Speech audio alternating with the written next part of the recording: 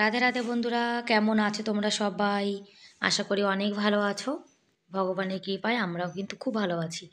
আমার নতুন আরেকটি ব্লগে তোমাদের সবাইকে জানাই অনেক ভালোবাসার অনেক স্বাগত। প্লিজ বন্ধুরা, ভিডিও শুরুতে একটা লাইক করে ভিডিওটি কন্টিনিউ করো। আর বাড়ি থেকে তো চলে এসেছি, আর অনেক জামা কাপড় হয়েছে, সব তো ধুয়ে দিয়েছি। রোদ্দুরও কিন্তু ভালোই উঠেছে। আর কোথা থেকে আসলে তোমরা তো জানো কত কাজ হয়ে যায়। তারপরে গমও মানে আটাও শেষ হয়ে গেছিলো, যার জন্য গমটা না বাড়িতে ধুয়ে রেখে গেছিলাম। তা ভাবলাম যে ভাঙানোর আগে একবার রোদ্দুরে দিয়ে দিই। রোদ্দুরে কিন্তু ভালোই উঠেছে, রোদ্দুরে দিয়েছি। আর বাড়ি থেকে কিছু গাছ এনেছিলাম, সেগুলো দেখো এভাবে রেখে দিয়েছি। এগুলো আর সময় করে জানো তো লাগানোই হয়নি। আর টবে যে মাটিগুলো ছিল সেগুলো সব কিন্তু আবার নতুন করে মানে গুঁড়ো টুড়ো করে রেখেছি। আবার ফুল গাছটা লাগাতে হবে। তা ফুল গাছগুলো এখন না লাগালে জানো তো খারাপ হয়ে যাবে, তাই এখন ফুল গাছ লাগাতে বসে পড়েছি। আর অনেক কষ্ট করে নিয়ে এসেছি, না লাগালে কি হয়। তারপরে গোবর নিয়ে এসেছি দেখো, মানে আমাদের এখানে যাদের বাড়িতে মহিষ আছে তাদের বাড়ি থেকে শুকনো যে গোবর থাকে সে গোবর নিয়ে এসেছি। এই গোবরগুলো দিয়ে এখন মানে মাটি আর গোবর দুটো মিলিয়ে তারপরে ফুল গাছে লাগাবো। গোবর দিয়ে লাগালে নাকি ফুল গাছগুলো ভালো থাকে, যার জন্য একটু গোবর দিয়ে দিয়েছি। আর সেই কলকাতা থেকে জানো তো ফুল গাছগুলোকে টেনে এনেছি। মাটিগুলো সব দেখো আমার ছেলে কিন্তু গুঁড়ো করে রেখেছে। আর বাড়ির থেকে আসার পরে এত কাজ, মানে কাজে মানে কি বলবো, পথ পাচ্ছি না, মানে কোন কাজটার পরে কোন কাজটা করব। ঘর ঝাড় দেওয়া, ঘর মোছা, জামা কাপড় ধোয়া, মানে অনেক কাজ। তোমরা তো জানো কোথা থেকে আসার পরে কত কাজ হয়। আর সেরকম কিন্তু আমারও হয়েছে অনেক। জবা ফুল গাছ এনেছি, গাঁদা ফুল গাছ এনেছি, আর ওগুলোকে চন্দ্রমল্লিকা না কি ফুল গাছ বলে, সেগুলোও নিয়ে এসেছি। আর আমাদের এখানে ফুল গাছের জানো তো অনেক দাম, যার জন্যে বাড়ি থেকে মানে যে কটা পারি দুটো চারটে, বেশি তো আনতে পারিনি, কেন শীতকালে তোমরা তো জানো অনেক জামা কাপড় হয়। তারপরে এত দূরের রাস্তা, বেশি ফুল গাছ তো আনতেও পারিনি। যা পেরেছি টুকিটাকি দু চারটে নিয়ে এসেছি। এদিকে মোর ওখানে বসে বসে চেঁচানো শুরু করেছে। আর বাড়ি থেকে বড়ি এনেছি।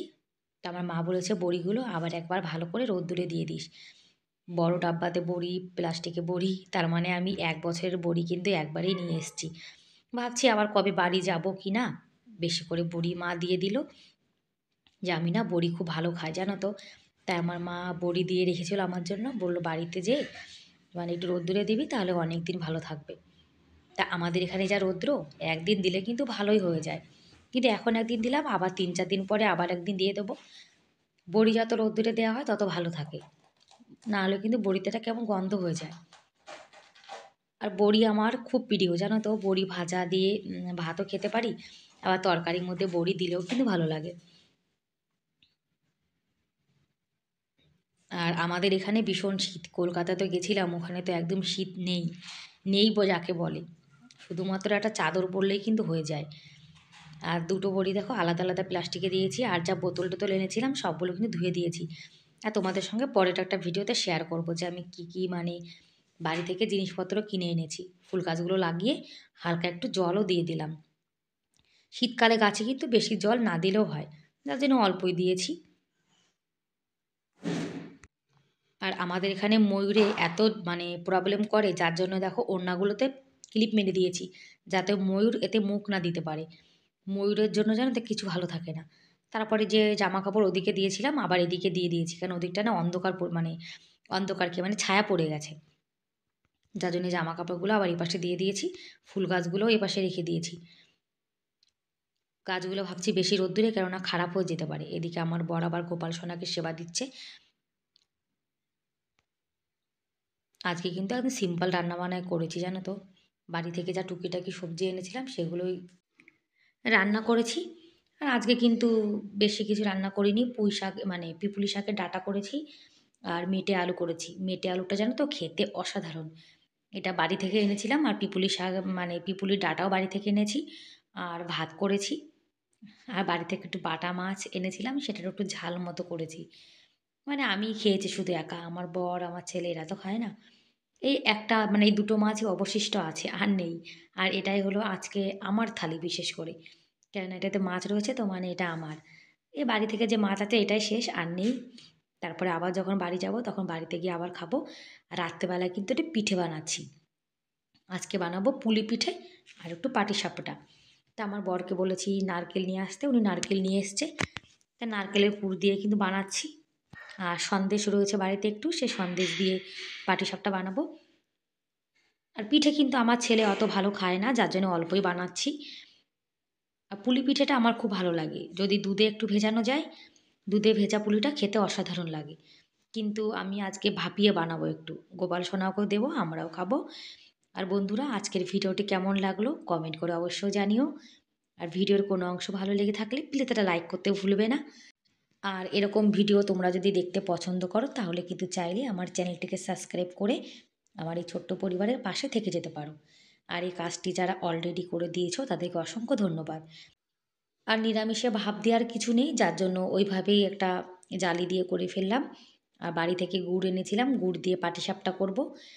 নিরামিষ জিনিসপত্র না থাকলে একটা অসুবিধা হয়ে যায় জানো তো। আর এভাবেই কিন্তু ভালো ভাপানো হচ্ছে, দেখো একদম পুরো মোমোজের মতো, মোমোজ যেরকম হয় একদম সেরকম হয়েছে। আর একটা পিঠেরও কিন্তু দেখো মুখ খোলেনি। অনেক অনেক সময় দেখবে পিঠের মুখ কিন্তু খুলে যায়। তা আমি কিন্তু প্রথমবার ভালোই পাটিসাপটা মানে পুলি পিঠে বানিয়েছি, বানিয়ে আমার গোপাল সোনাকে সেবা দিচ্ছি। আমার কত ভালো লাগছে, আজকে আমার গোপাল সোনার জন্য আমি পুলি পিঠে বানিয়েছি। আর পিঠে বানানো শেখা কিন্তু ভালো, কার কাকে আবার বলবো পিঠে বানিয়ে খাওয়াও। তারপরে আমাদের এখানে তো কেউ নেই যে আমাকে বানিয়ে খাওয়াবে, যার জন্য কিন্তু আমি শিখেছি। আর বানাচ্ছি পাটিসাপটা, একটু কিন্তু গুড় দিয়েছি এর মধ্যে, গুড় দেওয়ার জন্য কিন্তু দেখো মানে সাদা সাদা ভাবটা নেই, হালকা একটু মানে কি বলবো খয়েরি কালার এসছে। আর পিঠে কিন্তু সবকটাই ভালো উঠেছিল জানো তো। এই সেকেন্ড বার পাটিসাপটা বানাচ্ছি, প্রথমবার যখন বানিয়েছিলাম তখনও কিন্তু পাটিসাপটা খুব সুন্দর উঠেছিল। আজকে আবার একবার বানাচ্ছি, এটাও কিন্তু সুন্দর উঠেছে। আর পাটিসাপটা বানানোর সময় যখন পিঠেগুলো এরকম উঠে আসে তখন কিন্তু ভালো লাগে, আর যখন লেগে লেগে যায়, ছিঁড়ে ছিঁড়ে যায়, তখন না একদম ভালো লাগে না জানো তো।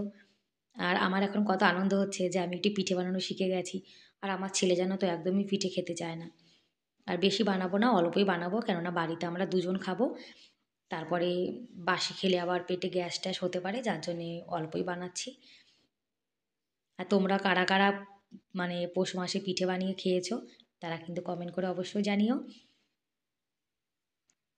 আর কোনো কাজ করার পরে যখন কাজটা ভালো হয় তখন দেখবে নিজের মনেও কিন্তু ভালো লাগে, তাই না?